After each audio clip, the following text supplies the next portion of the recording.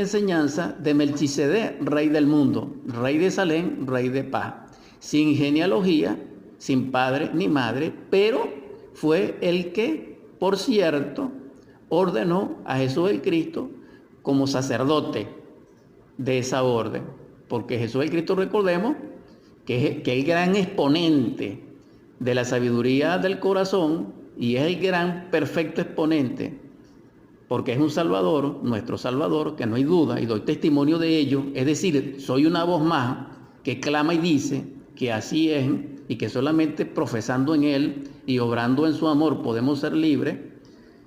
Él, como gran exponente, es lo máximo de la autorización íntima del ser, y es el camino, por eso se llama drama cósmico, porque Él es el maestro del maestro, y Él es el que tiene la sabiduría. Entonces, si comprendemos eso, la enseñanza verdadera es la enseñanza crística, porque como en el fondo el Cristo es amor, solo amando construimos humanidad. Nosotros podemos amar en nuestro hogar, nosotros podemos amar en la calle, nosotros podemos amar en el trabajo, nosotros podemos amar doquiera nos encontremos. Y cada vez que nosotros manifestamos el amor fluye desde las dimensiones superiores del espacio y de la naturaleza y de Dios, que es vertido por Él. Y en esa coparticipación del amor y en esa transmisión del amor o en esa fusión del amor, nosotros nos exaltamos y nuestros valores superlativos trascendentales se exaltan. Es decir, se nutren, y al nutrirse nos fortalece y resplandece en nosotros la belleza, la cooperación, la amistad y toda virtud. Y eso es ser humano, pero los defectos no son humanos. Los defectos son de nosotros los humanoides. Es decir, que parecemos humanos, pero no lo somos aún.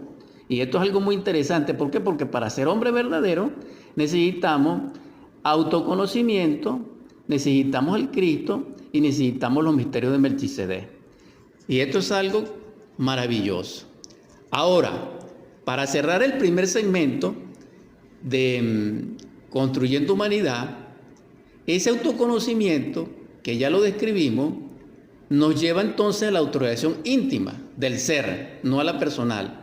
Y para lograr esa autorización íntima del ser necesitamos cumplir y trabajar sobre los tres principios crísticos, evangélicos, solares, extraordinarios, portentosos, que el Cristo manifestó en su palabra como: niégate a ti mismo, toma tu cruz y sígueme. Exponemos el conocimiento y la responsabilidad. Quiero recordar que Pablo, en sus epístolas, habla sobre este conocimiento. Habla sobre el hombre interior o habla sobre el hombre celeste. Y esto es algo muy interesante, porque el autoconocimiento es el verdadero conocimiento. Por eso es que es del corazón, porque es autorrealizable y como tal es real.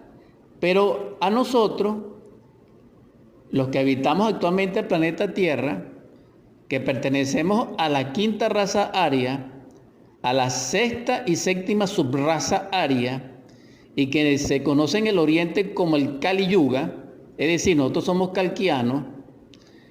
¿Qué ha pasado con nosotros? Se nos ha enseñado una información, una enseñanza, repito, una enseñanza informativa. Eso no es autoconocimiento, eso no es saber.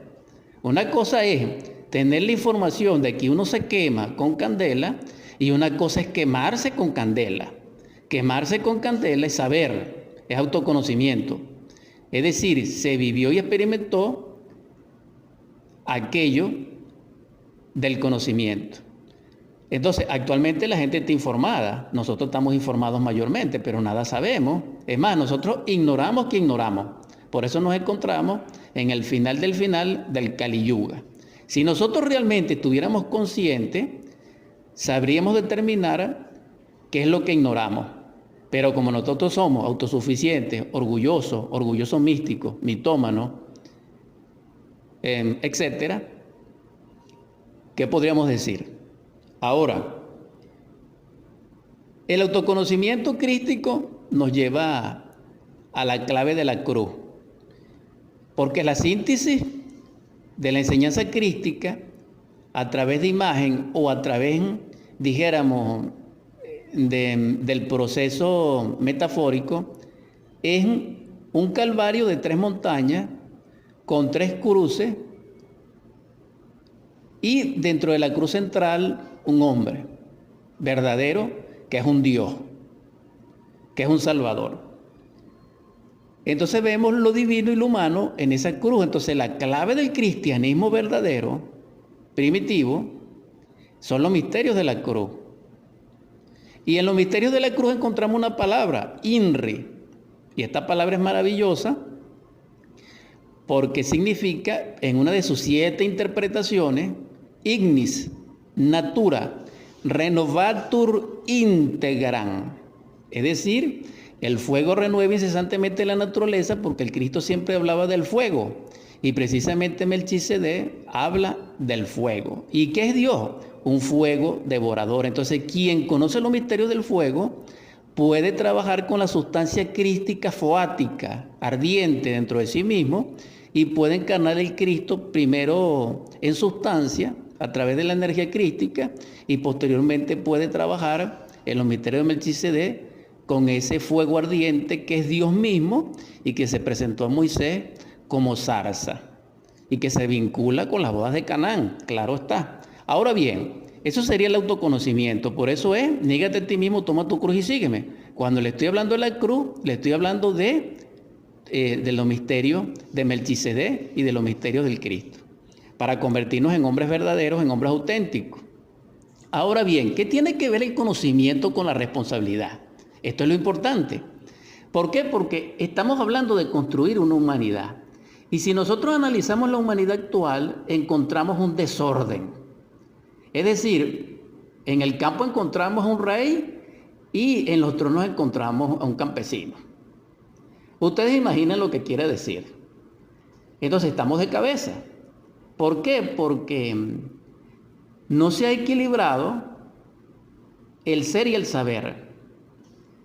Es decir, el conocimiento, que es el autoconocimiento, no se ha equilibrado con la experimentación directa de aquello que se conoce. Y ese es el error nuestro. Cuando uno tiene información en el cerebro, en el intelecto, y no lo comprueba, la mente se daña. Porque existe la salud mental y existe la salud emocional. Entonces, actualmente, de locos todos tenemos un poco. Es decir, vamos a decir insensatos, pues, para que no hiramos susceptibilidades.